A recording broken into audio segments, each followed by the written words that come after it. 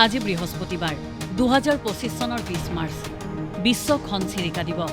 শব্দ প্ৰদূষণ আৰু আনুষংগিক কাৰণত আমাৰ চৌপাশে দেখা পোৱা চিনাকি চৰাই ঘনচিৰিকাৰ দ্ৰুত সংখ্যা হ্ৰাস সম্পৰ্কে সজাগতা সৃষ্টি আৰু ইয়াৰ সংৰক্ষণৰ বাবে 20 মাৰ্চত বিশ্ব ঘনচিৰিকা দিৱস উদযাপন কৰা হয়। 2025 চনৰ এই দিৱসৰ বিষয়বস্তু প্ৰকৃতিৰ ক্ষুদ্ৰ বাৰ্তাবাহকসকলৰ প্ৰতি শ্ৰদ্ধাঞ্জলি। আন্তঃৰাষ্ট্ৰীয় শোক দিৱস। 20 মাৰ্চৰ দিনটো আন্তঃৰাষ্ট্ৰীয় শোক দিৱস হিচাপেও পালন কৰা হয়। ৰাষ্ট্ৰসংঘই 2012 চনত প্ৰতিষ্ঠা কৰিছিল মানুহৰ জীৱনত সুখৰ গুৰুত্বক স্বীকৃতি দিয়াৰ লগতে নিজে সুখী হৈ আনৰ সৈতে সুখৰ ভাগ বতোৱাৰা কৰাৰ এই দিৱস। উভতি চাওঁ ইতিহাসত আজিৰ দিনটো। হেনৰিক ইবছেনৰ জন্মদিন। 1828 চনৰ 20 মাৰ্চত নৰৱেৰ উপকূলীয় চহৰ কিয়েনত জন্ম হৈছিল আধুনিক নাটকৰ পিতৃ হিচাপে পৰিচিত বিশ্ববিশ্ৰুত নাট্যকাৰ তথা নাট পৰিচালকজনৰ। সম্পূৰ্ণ নাম হেনৰিক জোহান ইবছেন। জ্ঞাননাথ বৰাৰ জন্মদিন। 1890 চনৰ 20 মাৰ্চত গুৱাহাটীত জন্ম হৈছিল অসম সাহিত্য সভাৰ প্ৰাক্তন সভাপতি, গুৱাহাটী একতা সভাৰ প্ৰতিষ্ঠাপক সম্পাদক তথা যশস্বী কবি, প্ৰবন্ধকাৰ আৰু শিক্ষাবিদগৰাকীৰ। লৰ্ড কাৰ্জনৰ জন্মদিন।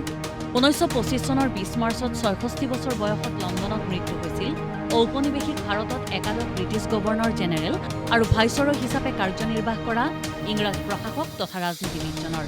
সম্পূৰ্ণ নাম George Nathaniel Curzon. Bhrigu Kumar ফুকনৰ মৃত্যু। 2006 চনৰ 20 মাৰ্চত 50 বছৰ বয়সত দিল্লীত মৃত্যু হৈছিল সদৌ অসম ছাত্ৰ সন্থাৰ সাধাৰণ সম্পাদক হিচাপে অসম আন্দোলনৰ গুৰি ধৰোঁতা, অসম চুক্তিৰ অন্যতম স্বাক্ষৰকাৰী, 1985 চনত গঠন হোৱা অসমৰ প্ৰথম আঞ্চলিক দলৰ অগপ চৰকাৰৰ গৃহমন্ত্ৰী তথা জাতীয়তাবাদী নেতাজনৰ। খুজবন্ত সিঙৰ মৃত্যু। 2014 চনৰ 20 মাৰ্চত 99 বছৰ বয়সত নতুন দিল্লীত মৃত্যু হৈছিল train two Pakistan, Delhi a novel আৰু দ্য কোম্পানী অৱ উইমেন আদি বিখ্যাত উপন্যাসৰ স্ৰষ্টা, পদ্ম বিভূষণেৰে সন্মানিত প্ৰখ্যাত সাহিত্যিক, সাংবাদিক আৰু ইতিহাসবিদজনৰ। ব্ৰিটিছ কাউন্সিলৰ প্ৰতিষ্ঠা।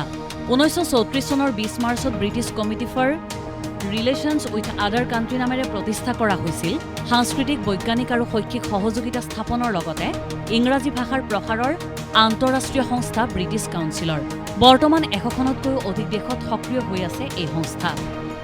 জৰুৰী অৱস্থাৰ পিছত কংগ্ৰেছৰ পৰাজয়। দেশত জৰুৰী অৱস্থা বলবৎ কৰাৰ পিছত 1977 চনৰ 20 মাৰ্চত ষষ্ঠ লোকসভা নিৰ্বাচনত কংগ্ৰেছ দল শোচনীয় পৰাজয়ৰ সন্মুখীন হয়। ৰায়বৰেলীত পৰাস্ত হয় প্ৰধানমন্ত্ৰী ইন্দিৰা গান্ধী। মোৰাৰজী দেশাই ভাৰতৰ প্ৰথম অকংগ্ৰেছী প্ৰধানমন্ত্ৰী হিচাপে নিৰ্বাচিত হয়। নিৰ্ভয়া কাণ্ডৰ 4 দোষীক ফাঁচী। 2020 চনৰ 20 মাৰ্চত 2012 চনৰ নিৰ্ভয়া দলবদ্ধ ধৰ্ষণ আৰু হত্যাৰ 4 দোষীক দিল্লীৰ তিহাৰ কাৰাগাৰত ফাঁচী দিয়া হয়। দেশজুৰি প্ৰতিবাদ আৰু আইনী সংস্কাৰৰ সূচনা কৰা এক দীঘলীয়া অধ্যায়ৰ অন্ত পৰে। গংগা আৰু যমুনাক জীৱন্ত সত্তা ঘোষণা। 2017 চনৰ 20 মাৰ্চত উত্তৰাখণ্ড উচ্চ ন্যায়ালয়ে গংগা আৰু যমুনা নদীক জীৱন্ত সত্তা বুলি ঘোষণা কৰি তেওঁলোকক অধিকাৰ, কৰ্তব্য আৰু দায়বদ্ধতাৰ সৈতে আইনী ব্যক্তিত্ব ঘোষণা কৰে। পিছত উচ্চতম ন্যায়ালয়ে এই আদেশ বাতিল কৰে। টকিঅ' ছাবমেট্ৰত বিষাক্ত গেছৰ আক্ৰমণ। 1995 চনৰ 20 মাৰ্চত টকিঅ'ৰ ছাবমেট্ৰত সন্ত্ৰাসবাদীয়ে বিষাক্ত চেৰিন গেছৰ আক্ৰমণ সংঘটিত কৰে। AUM চিনৰিকৰ সদস্যই চলোৱা এই ভয়াৱহ আক্ৰমণত 12জন লোকৰ মৃত্যু আৰু প্ৰায় 5500 লোক আহত হয়। ইৰাক যুদ্ধৰ আৰম্ভণি। 2003 চনৰ 20 মাৰ্চত ব্ৰিটেইন, অষ্ট্ৰেলিয়া আৰু পোলেণ্ডৰ সহযোগত আমেৰিকাই ইৰাক আক্ৰমণ আৰম্ভ কৰে। অগণন লোকৰ মৃত্যু হোৱা এই যুদ্ধৰ পৰিণতিত ছাদ্দাম হুছেইন চৰকাৰৰ পতন হয়। ভেণ্ডিং মেচিনৰ দ্বাৰা বাতৰি কাকত বিক্ৰী।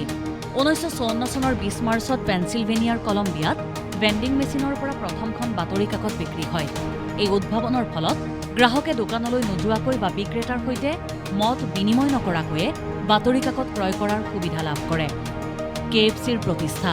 1930 চনৰ 20 মাৰ্চত কৰ্ণেল হাৰ্লেন চেণ্ডাৰ্ছে কেণ্টাকিৰ নৰ্থ কৰ্বিনত প্ৰতিষ্ঠা কৰিছিল পিছলৈ কেণ্টাকি ফ্ৰাইড চিকেন নামেৰে পৰিচিত চেণ্ডাৰ্ছ court and cafe.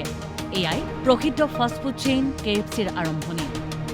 Information desk, দেশ টুডে।